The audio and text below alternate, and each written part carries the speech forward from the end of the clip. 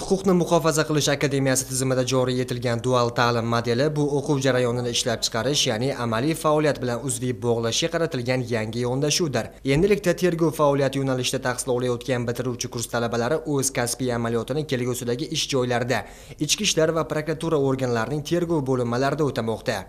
Bu yil akademiyada bitiruvchi kurs hisoblanamiz. Akademiyamizdan bizni hududlarga dual ta'lim bo'yicha yuborishdi.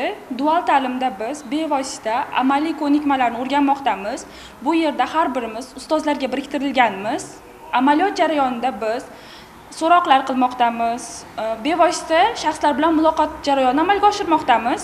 Dual ta'limda, ya'ni shu amaliyot vaqtida biz akademiyamizda olgan chuqur nazariy bilimlarimizni, amaliy ko'nikmalarimizni qo'llab kelmoqdamiz. Akademiya professori o'qituvchilari dual ta'lim jarayonining har bir bosqichida faol ishtirok etishyapti. Ular amaliyot joylariga biriktirilib, tergov bo'linmalari xodimlari bilan hamkorlikda mashg'ulotlar o'tkazish, talabalarga aniq topshiriqlar berish va ularning bajarilishini baholash ishlarini olib bormoqda. Hozirgi kunda dual ta'lim mashg'ulotlar doirasida Sirdaryo viloyat ichki ishlar boshqarmasiga jalb etilganmiz va hozirgi paytda o'rganishlar bo'yicha tergov harakatlarida va tergovga qadar tekshiruv harakatlarida barcha ustozlarimiz bilan birgalikda ishtirok etib kelmoqdamiz. Nafaqat jarayonda, balki hodisa sodir bo'lgan joylarga ham chiqish amaliyotlarini bajarmoqdamiz. Akademiyada olgan nazariy bilimlarimizni hozirgi kunda amaliyotda qo'llab kelmoqdamiz va bizga bu juda ham foyda bermoqda. Yana bir gap, jarayon davomida jinoyatlarni aniqlash, ularni fosh etish, shuningdek zamonaviy tergov usullari va texnik vositalardan samarali foydalanish masalalariga ham alohida e'tibor qaratilmoqda.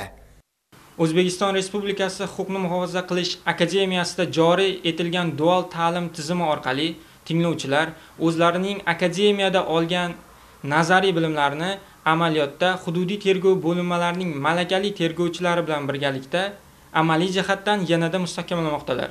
Jumladan ular protsessual harakatlar, tergov harakatlarining qonuniy va protsessual jihatdan to'g'ri rasmiylashtirish tartibini o'rganmoqdalar.